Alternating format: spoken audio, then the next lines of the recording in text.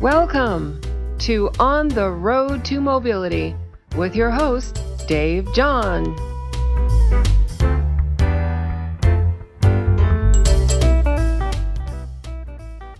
Ho there. Welcome back to On the Road to Mobility. I'm your host, Dave John, and I'm glad you could join us again today.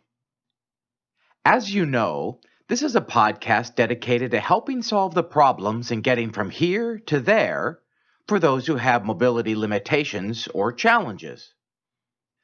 The subject of today's podcast is RVing with a disability. Many of us enjoy the experience of packing up every once in a while and hitting the open road. The freedom to journey the highways and byways of our great country does not have to be limited just because you have a mobility challenge. Many options are available to make the RV life accessible.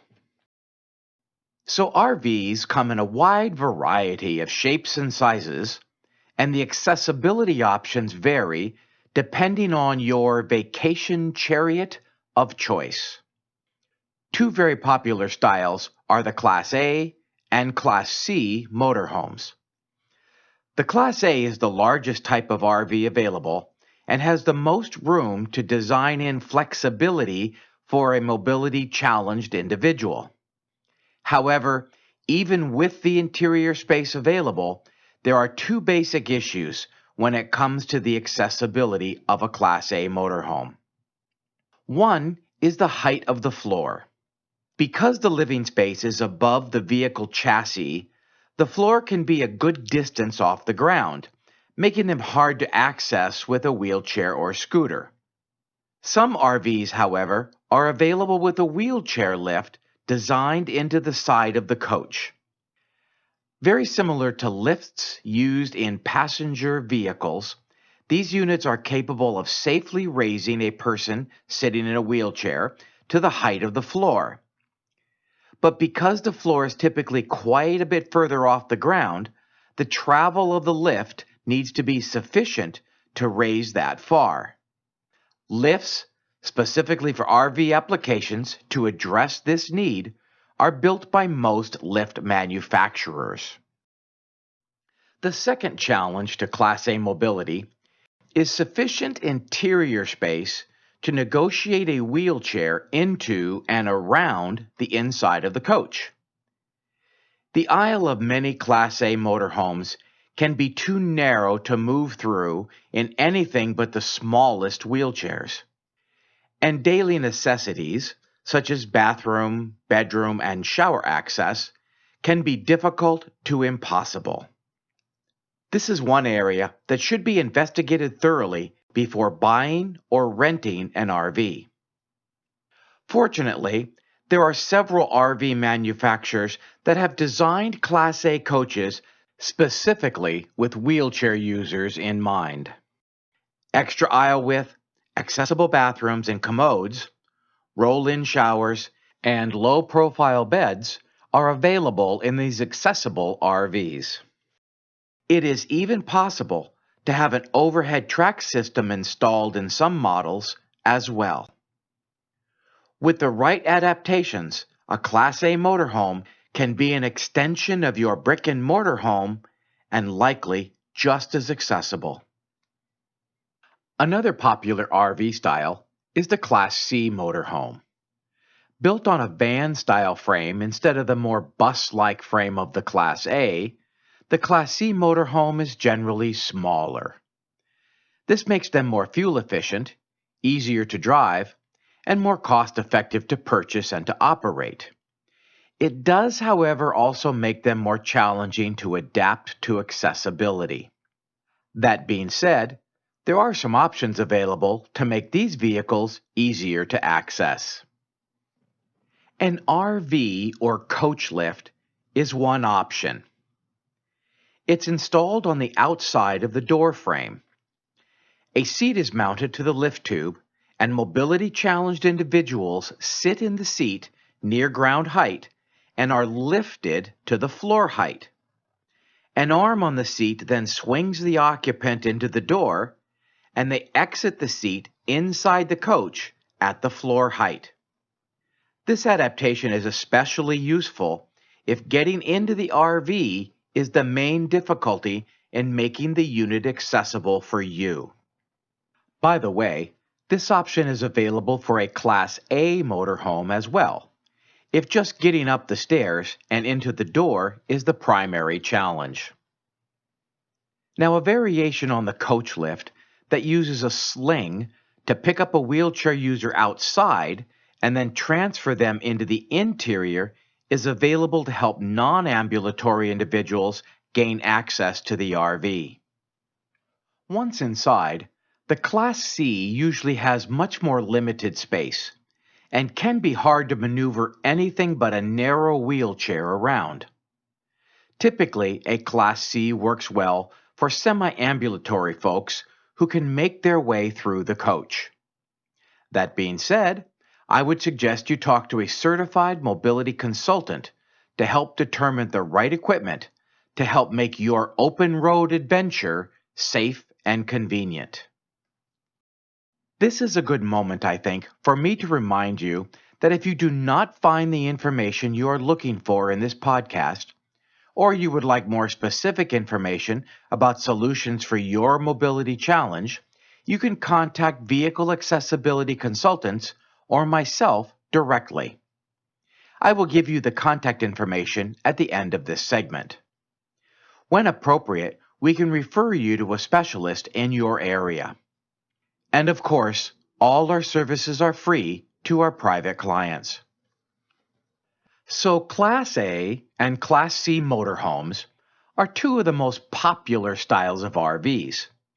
But many people still enjoy other kinds of recreational vehicles. Some folks pull a travel trailer behind their vehicle. Available from tiny to very spacious, these trailers can be adapted in many of the same ways as the Class A and Class C RVs. Over the last few years, a variation on the travel trailer called a toy hauler has become increasingly popular. With a toy hauler, the rear wall folds down and becomes a ramp to load motorcycles or off-road vehicles into the trailer, which converts from living space to transport space. Well, it just so happens that this ramp happens to be very useful to gain access to the trailer for wheelchairs and scooters. The ramps are usually low enough that the access is reasonable for even some manual chair users. Now, this application of the toy hauler ramp has even motivated a couple of toy hauler manufacturers to produce trailer interior designs with wheelchair users in mind, with more space and accessible amenities. And just to add one more option to the list of tools to making your time on the road as easy as possible, most Class A and Class C motorhomes and most travel trailers can accommodate a wheelchair or scooter lift on the rear to transport your mobility device. One more thing to keep in mind. Many of the adaptations I have mentioned during this podcast require some structural modifications to the RV. It may be best to purchase a new or used unit that was modified by the original RV manufacturer for wheelchair access. But as with many of the topics we talk about on this podcast, there are a lot of options and variations when considering accessible RVing. And a little advice from a mobility consultant may well point you on your way down the road. Okay, here comes that wonderful part of our podcast, our special guest segment. Today our guest is Bill Furtig. Bill is the Resource Center Director for United Spinal Association and himself a para for the last 21 years. I really enjoy Bill's perspective on his journey. And Bill, welcome to the podcast. Hey, thanks for having me, Dave. Oh, it's my pleasure. Thank you for sharing your story with our listeners. Bill, to get us started, tell us a little bit about your story. Tell us about Bill. Sure. So I was on a whole different tack. I was a police officer for 25 years, but I got injured in an off-duty accident. And then after some other work, I ended up working for the Resource Center. And I've been the Resource Center director for the last 15 years of the United Spinal Association. Well, I know that United Spinal Association does a lot of great work, and thank you for that. Go back to, when you were first injured, and I think it's really important for a lot of people to know how you felt, how you got to where you are now. You do a wonderful job for United Spinal Association, and you've learned how to live with your situation. How did you get there? Well, it's a day at a time kind of thing. It's pretty important to rely on family initially, but, I had some major injuries. I had 30 fractures and a head injury, and so I needed family and the medical community to shepherd me forward to a point. But, when I came back with it again, I realized, there needs to be a way forward, and I'm very fortunate to find a pathway forward that's been, very rewarding. I've been injured for 21 years, and I had already been doing what it was I thought I wanted to do for all of my life's professional work. And, the questions that I had answered got changed. Someone changed the questions. So I had to figure out the answers to a whole new set of questions, moving forward with a spinal cord injury and paraplegia level injury and being a full-time manual wheelchair user.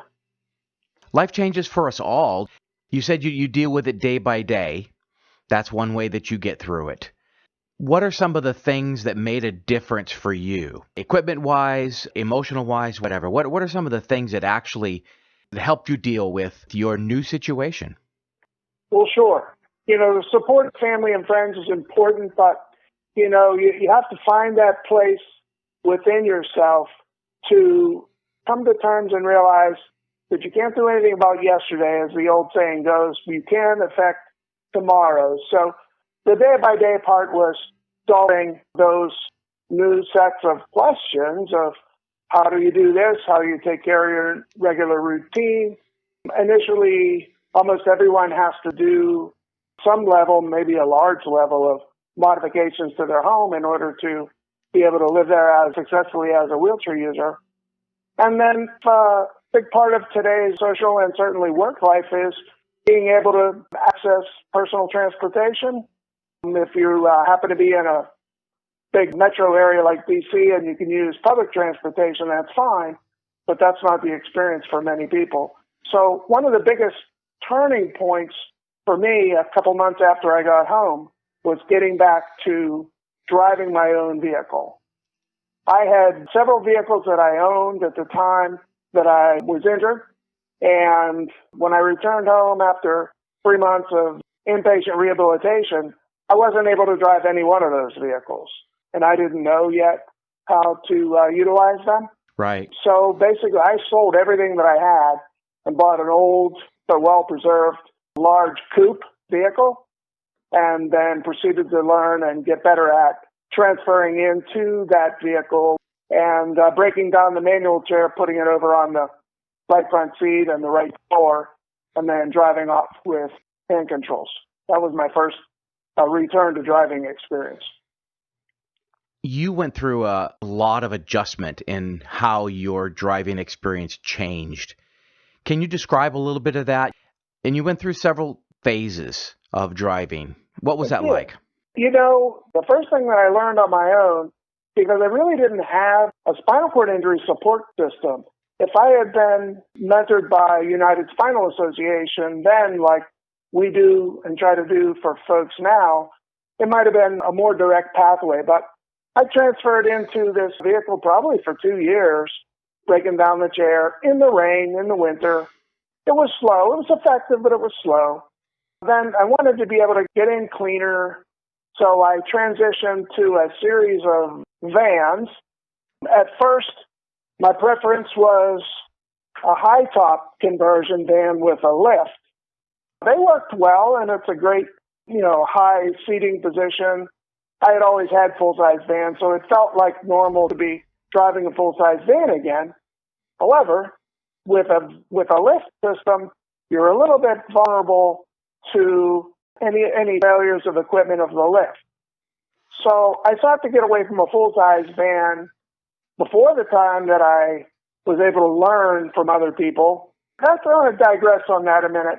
It's really important to get into a community of other people who are wheelchair users and share tips and tricks and success stories about how to do things better, quicker, cheaper, more effectively, more reliably. So I transitioned out of the full-size vans because of the lift into a minivan.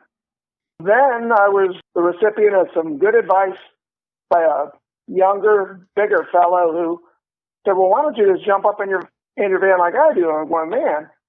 That looks pretty athletic, but it really wasn't. It's really body mechanics. So what I do now and what I've done for my last couple vehicles is I use a standard minivan without any adaptations to it. No lowered floors, no ramps, no power equipment for getting in and out. I basically just put my right foot on the doorpost opening up front with the driver's door open, slide over to where my hip is touching the driver's seat, right hand on the driver's seat, left hand up on the door frame, hop up in the driver's seat. It really isn't that hard. It looks like it requires a lot of strength, but truly it's really just all body mechanics. Believe me, if it's cold or it's raining or it's going to rain, I can be in there in 10 seconds. I'm not hung out to dry in a storm or a cold situation. Right. That's what I do now. And it sounds like you went through a progression that helped you understand what was right for you. That's right. So, Bill, if somebody's new to a disability, a spinal cord injury or spinal cord disorder, what should they do as far as trying to get in touch with you? How's the best way to get involved with the United Spinal Association? Right. From our broad reach, there are many ways to navigate your way to our website where you can call us between 9 and 5 Eastern Time, leave a message for us at any time of the day, and we'll get back to you. Also, we have a web form easily locatable top our homepage so that we can serve the members. We have, through that extensive chapter, support group, and hospital member network, we have people find us through them. These 105 rehabilitation hospitals, when someone comes in with a new injury and their family's there to support them, the hospital personnel know about United Spinal, and they will often introduce the family to United Spinal while the patient is in the acute setting. And therefore, folks check us out. They join our membership. They were introduced to United Spinal in the acute inpatient setting. Bill, is there one piece of advice that you would have for a person who is new to a disability? Yeah, that's a tough scenario. And when you find yourself in that situation, not knowing which way to turn, I think it's really important to be able to receive a short and sweet piece of guidance. And that, Dave, is this. I tell them that it gets better. Whatever you're experiencing today, you're going to make it through today. You're going to solve tomorrow's problem. Next week, you'll be working on another problem. And then looking back, you'll be able to see what kind of progress you've made over time. And that should bolster your additional forward progress. But what I like to tell them is it's going to get better. You can make your life what you want it to be. But I think the short message is it gets better. It gets better from here. I think that's advice we can all take to heart. So, Bill, thank you very much for being willing to share with our podcast listeners today your story and the important work that United Spinal Association does. Well, thank you so much, Dave, for having me, and it's been enjoyable having this conversation, and thank you, Dave. Thanks again, Bill, and have a great day. Bye-bye. It really was wonderful to hear Bill's insights into making our way through a changing world. These days, I think we could all find some nuggets of advice to apply to our individual situations. Okay, on to the product corner for this segment. I'd like to talk about transfer seats. So, a transfer seat is a device that is used in a wheelchair-accessible vehicle to help a wheelchair user transfer from the wheelchair to an original vehicle seat, either in the driver's position or the right front passenger seat. Now, this power-operated seat base goes under the seat and allows it to move forward and backward, up and down, and rotate about 110 degrees. This enhanced amount of movement allows the seat to be placed in the most convenient and safest position to facilitate transferring from the wheelchair to the original vehicle seat. Even though wheelchair-accessible vehicles allow for a wheelchair occupant to securely ride in the wheelchair, most occupational therapists and certified driver rehabilitation specialists recommend transferring to the vehicle seating whenever possible. The original seat is designed and tested to keep the occupant as safe as possible in the event of an accident and typically are more comfortable to ride in for longer trips than a wheelchair. Of course, the ability to transfer to the vehicle seat depends on each wheelchair user's mobility, but a transfer seat makes it much safer and convenient. There are several manufacturers that make transfer seats designed to fit in minivans, both side and rear entry, full-sized vans, SUVs, and even some RVs. They are usually specific to the brand of van and the wheelchair-accessible conversion manufacturer, and the amount of travel for each movement direction can vary between transfer seat manufacturers, so make sure you check with a certified mobility consultant to make certain you get the exact model you need. An automatic wheelchair securement device is usually paired with a transfer seat to make sure that the unoccupied wheelchair does not become a projectile hurtling toward the front passenger compartment in the event of an accident. Even a lightweight manual chair can exert hundreds to thousands of pounds of force in a panic stop or collision. Well, we're there. The end of another segment.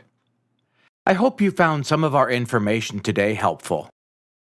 If you have any questions that have not been answered by our podcast, you are welcome, as always, to contact Vehicle Accessibility Consultants or myself directly at djohn, John, at vacaccessibility.com. You can also find this information on the podcast webpage at vacaccessibility.com. And there's an email link there as well. And of course, there is never any charge to talk with us. Again, many thanks to our guest today, Bill Furtig. And if any of you would like to contact him regarding United Spinal Association, you can reach him through their website at unitedspinal.org. As a reminder, you can check out the other segments in this series on the podcast page of our website, www.vacaccessibility.com. And please, if you have any suggestions for subjects for future podcasts, please drop us a line via email. We'll do our best to get it covered. Thanks for stopping by, and I hope we can catch up again real soon. Have a great day. We hope you enjoyed this segment of On the Road to Mobility with your host, Dave John.